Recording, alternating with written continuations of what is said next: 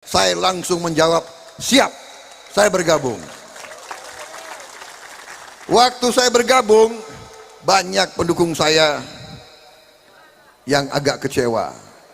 Jangan-jangan ada emak-emak di sini juga yang kecewa itu. Jangan-jangan. Benar? Ada yang mengatakan, oh Pak Prabowo begini, begitu, begini, begitu. Emak-emak yang saya banggakan, ini ya, Gus, emak-emak ini, aduh, tangannya keras-keras. Saya ditarik ke sini, ditarik ke sana. Tapi saya tidak apa-apa. Saya ikhlas. Karena saya tahu ditarik itu karena sayang dengan saya.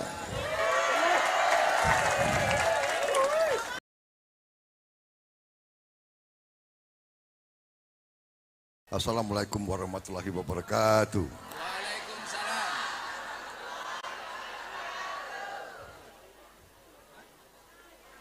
Yang saya hormati dan saya cintai serta saya banggakan, Gus Miftah Maulana Habibur Rahman, pimpinan pesantren Ora Aji, beserta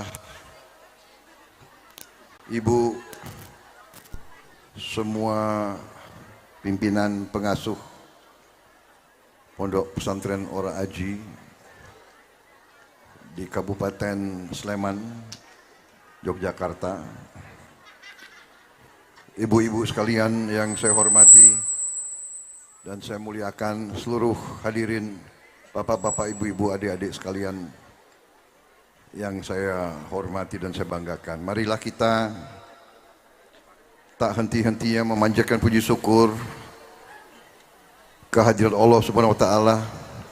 Kita masih diberi nafas, masih diberi kesehatan, dapat bertatap muka pada malam hari yang baik ini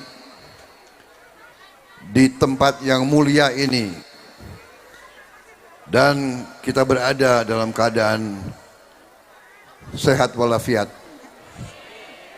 dan kita selalu bersyukur atas segala nikmat, segala yang diberikan oleh Yang Maha Kuasa kepada kita. Juga tak lupa salawat dan salam kita tujukan ke junjungan kita, Baginda Nabi besar Muhammad Rasulullah Sallallahu Alaihi Wasallam, yang telah memberi kepada kita agama dan peradaban. Saudara-saudara sekalian, terima kasih Gus Miftah atas undangan ini. Terima kasih.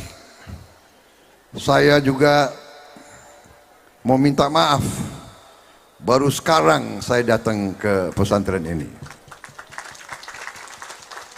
Sebetulnya janjinya sudah lama, tapi akhirnya sampai, Gus. Dan harus saya sampaikan bahwa hari ini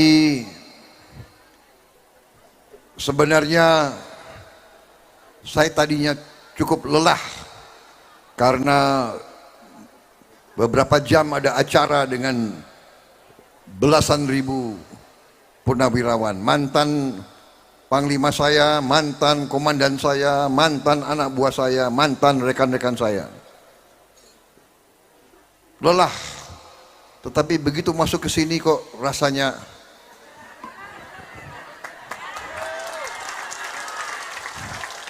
kembali semangat. Dan hari ini saya tercerahkan. Saya banyak belajar.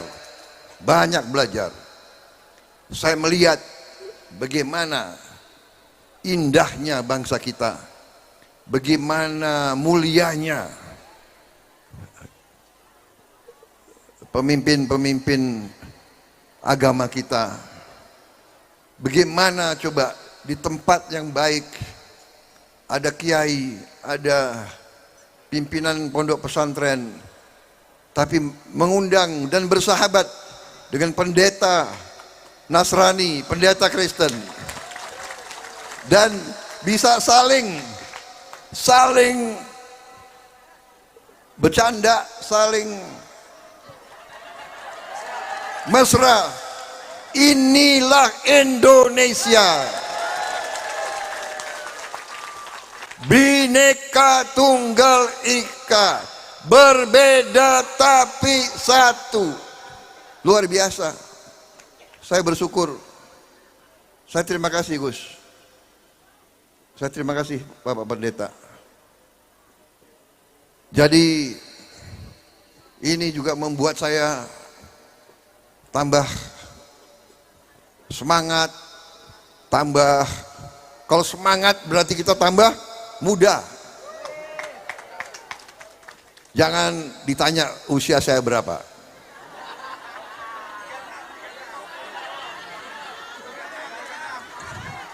Jangan. Yang penting bukan usia di KTP atau di, yang penting adalah usia dalam jiwa kita. Jadi saya sangat gembira, saya sangat bersyukur, saya sangat besar hati.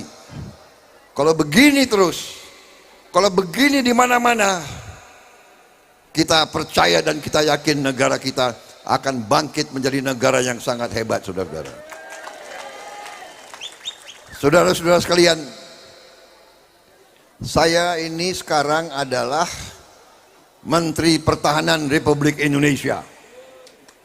Saya adalah Menteri Pertahanan dalam kabinet, dalam pemerintahan yang dipimpin oleh Bapak Insinyur Haji Joko Widodo.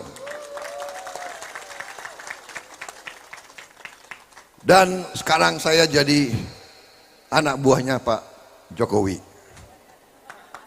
Waktu tahun 2019 saya jadi pesaing beliau. Saya jadi rival beliau. Ya. Tapi begitu pertandingan selesai, begitu beliau mengajak saya rekonsiliasi, begitu beliau mendapat kebesaran jiwa mengajak pihak yang kalah diajak bergabung untuk berbakti kepada negara dan rakyat Indonesia, saya langsung menjawab, siap, saya bergabung. Waktu saya bergabung, banyak pendukung saya yang agak kecewa. Jangan-jangan ada emak-emak di sini juga yang kecewa itu. Jangan-jangan. Benar? Ada yang mengatakan, oh Pak Prabowo begini begitu, begini begitu. Tidak. Karena saya orang yang banyak belajar. Saya hobinya belajar sejarah. Dari kecil saya hobinya belajar sejarah, dan dari sejarah yang saya pelajari,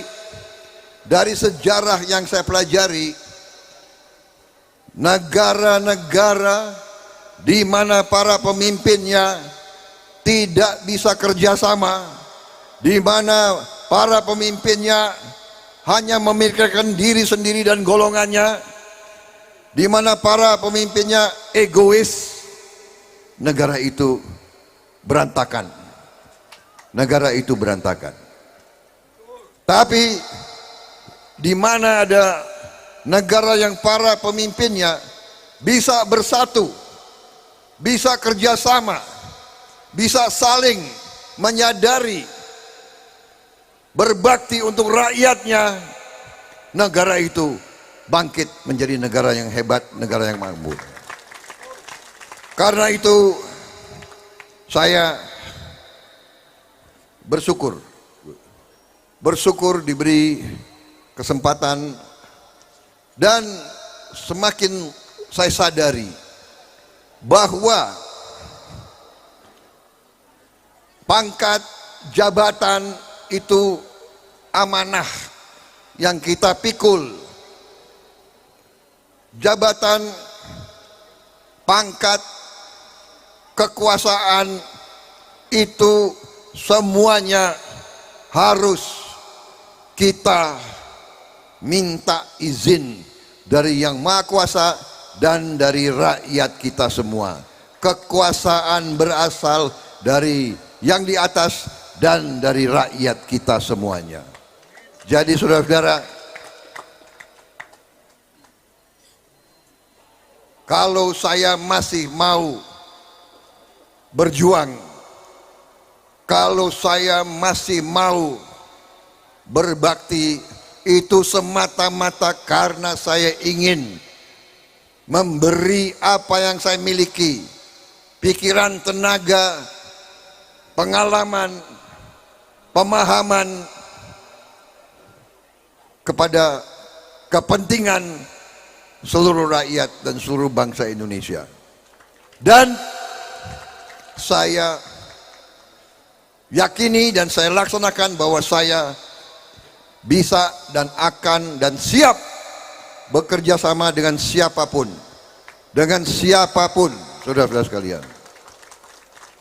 Dan karena saya meyakini apa yang kita lihat malam hari ini, apa yang kita rasakan malam hari ini, berbeda agama, berbeda suku, berbeda latar belakang, tapi kita mesra, kita bersahabat, kita berkeluarga.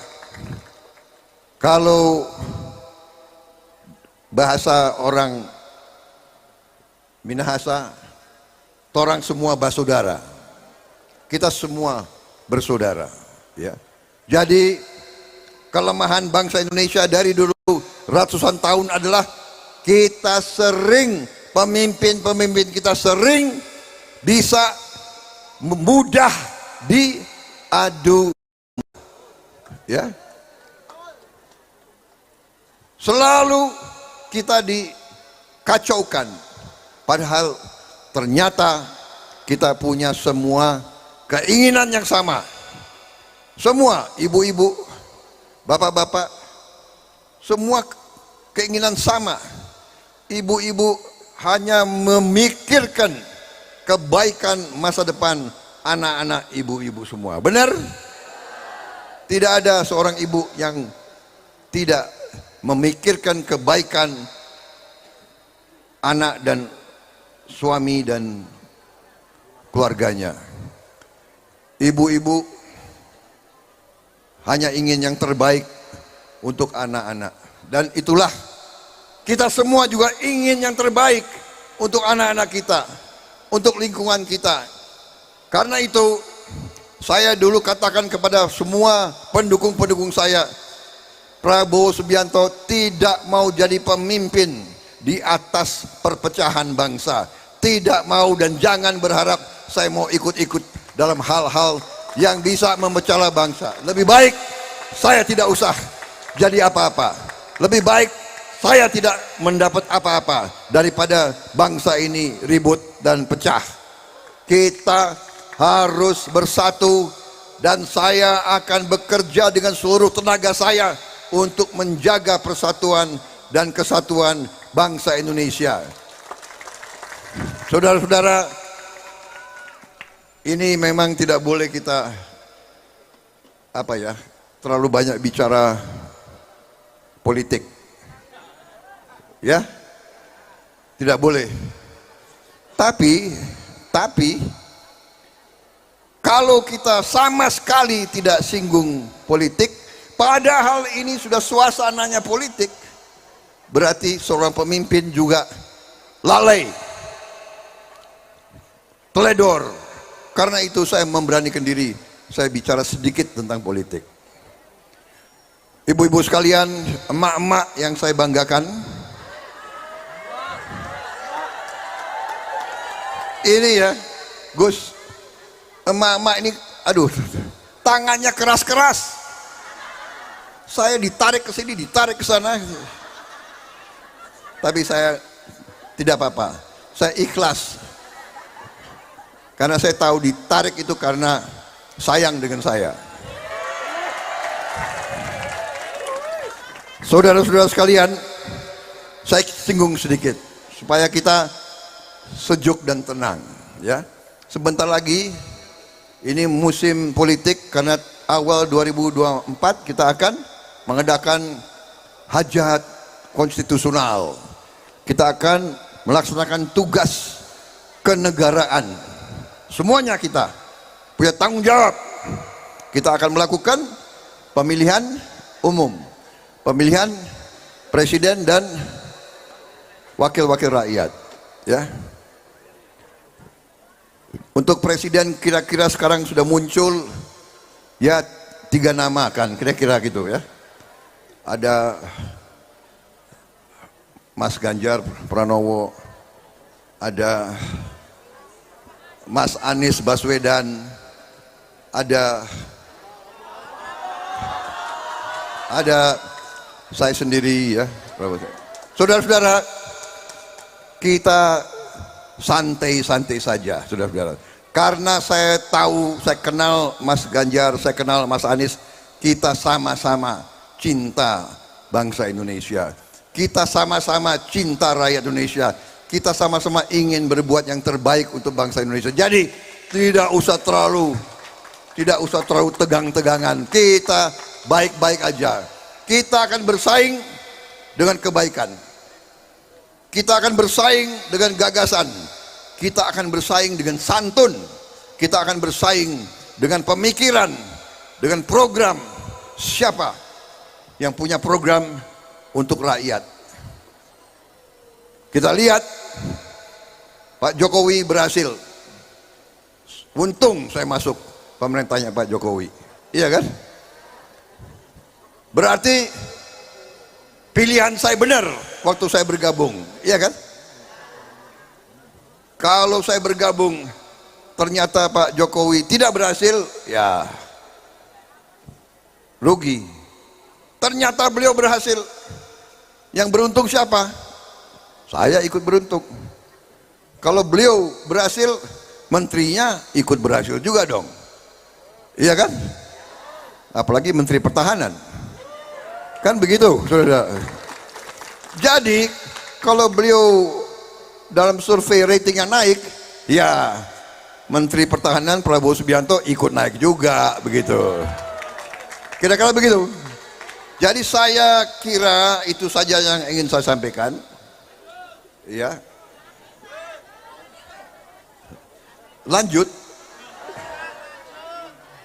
Luar biasa majelis ini, luar biasa.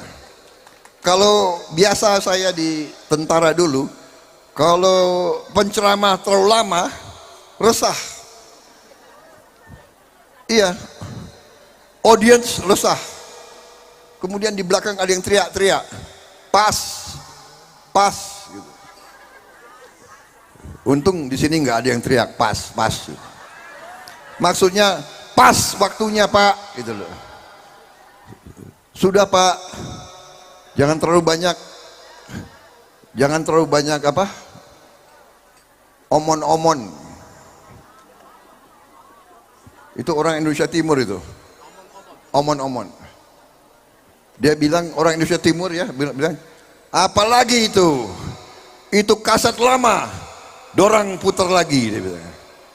Jadi kita kalau bicara dibilang kaset lama. Saudara-saudara mungkin sudah nggak ngerti kaset, ya kan?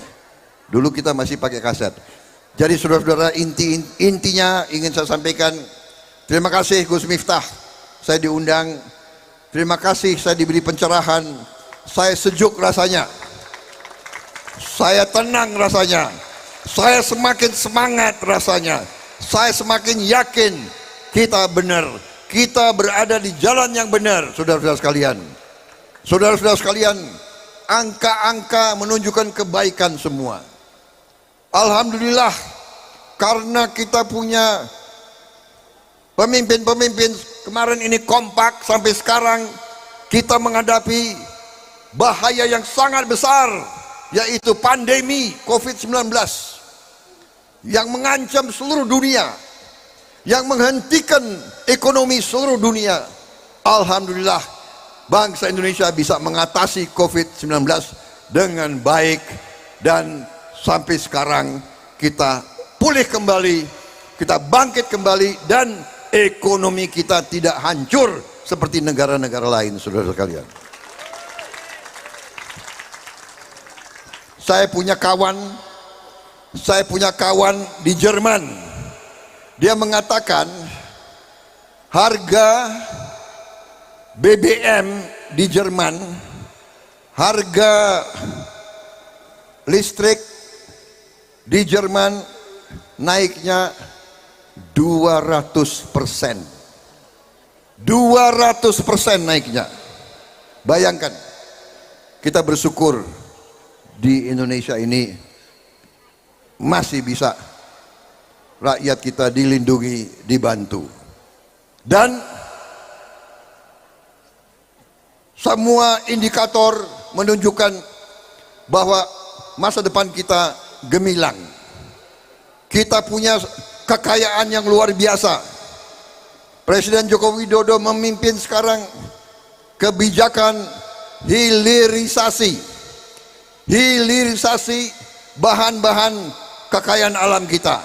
Sekarang pemerintah Indonesia tidak akan mengizinkan ekspor bahan-bahan sumber alam kita dalam bentuk yang tidak diolah. Tidak boleh sekarang bahan-bahan kita diekspor sebagai bahan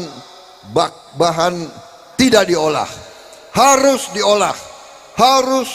diolah di Indonesia. Ibu-ibu sekalian, kalau diolah, penerimaan kita, kekayaan kita bisa naik 20 kali lipat. Ada yang 100 kali lipat, ada yang 19 kali lipat.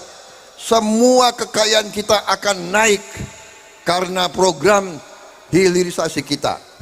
Nikel kita naik 20 kali, boksit kita akan naik, kelapa sawit kita akan naik, karet kita akan naik, tembaga kita akan naik, komoditas kita lain akan naik karena kita akan melaksanakan pengolahan semua bahan-bahan baku di Indonesia untuk menciptakan penerimaan kekayaan yang lebih besar dan menciptakan lapangan kerja untuk rakyat kita semuanya. Saudara-saudara. Dan semua ahli mengatakan tahun-tahun ini, tahun 25 sampai tahun 45, 25 sampai 38, 40, ini adalah kesempatan kita untuk bangkit. Kuncinya adalah pemimpinnya harus rukun, pemimpinnya harus bersatu, pemimpinnya harus kerjasama. Dan itulah kewajiban kita semua. Marilah kita bekerja agar pemimpin-pemimpin kita bisa rukun, jangan ribut, jangan terpancing, jangan terprovokasi, jangan mau ikut-ikut orang-orang yang menghasut. Saya kira itu pesan saya. Terima kasih, kehormatan diberikan kepada saya. Saya tidak bisa seperti Gus Miftah pinter nyanyi. Karena itu saya mohon diri. Saya berdoa agar pondok pesantren ini semakin kuat, semakin jaya, semakin pengaruhnya meluas, dan Gus Miftah akan semakin berpengaruh karena pengaruhnya lah bisa bantu mempersatukan umat, mempersatukan seluruh Indonesia, dan memberi kesejukan dan kegembiraan. Saudara-saudara, ya, terima kasih Pendeta Gilbert. Benar, saya memang orang yang senang ketawa, tapi saya tidak mau ketawa sendiri. Ya, saya kira demikian dari saya, Gus Miftah. Ya, saya sebenarnya Prabowo Subianto itu ada yang wanti-wanti, jangan kasih Prabowo Subianto mic, dia bisa bicara 5 jam nggak berhenti. Tapi saya terima kasih sudah diberi kesempatan. Terima kasih Gus Miftah. Terima kasih pencerahan yang saya terima. Saya bahagia malam ini. Terima kasih. Wassalamualaikum warahmatullahi wabarakatuh. Waalaikumsalam.